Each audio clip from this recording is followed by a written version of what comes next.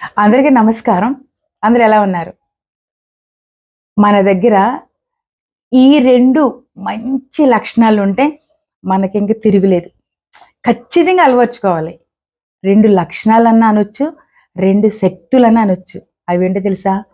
ప్రేమించడము, క్షమించడము. ఇదేంటి పెద్ద ఈట్లి గురించి ఇంత స్ట్రెస్‌గా చెప్తున్నారు. ఈ పాటికి మా వయసులో పైగానే సార్లు మేము విన్నుంటాము అని అనుకుంటారు. కానీ విన్నాము.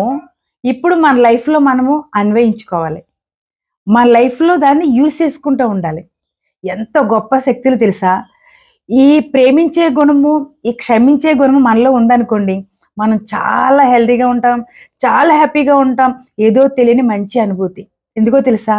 ఏ ఒక్క మానవుడు ఎవరి గురించో ఎవరు మారరు. ఎన్ని చెప్పనివ్వండి, వారికి వారు అనుకుంటేనే తప్ప. కానీ మనకి మనమే మారాలి. అందరిని ప్రేమించాలి. వాళ్ళెలా ఉంటే మనకెందుకండి? వాళ్ళు ఏం చేస్తే మనకెందుకు? ఒకవేళ మనకి ఏదైనా ఇబ్బంది కలిగించినా సరే, మనం అడ్జస్ట్ చేసుకొని మనం వాళ్ళని ప్రేమిస్తా ఉన్నామనుకో సమస్యే ఉండదు.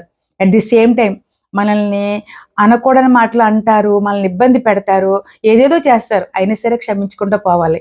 ఈ 2 గుణాలు కనుక మనకున్నాయనుకోండి, మనం చాలా హ్యాపీగా ఉంటాం.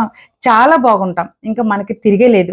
సో, మనము అందరిని ప్రేమిందాం, క్షమిందాం. ఈ 2 లక్షణాలని మనము జాగ్రత్తగా పాటించుకున్నట్లయితే మన లైఫ్ చాలా బావుంటది.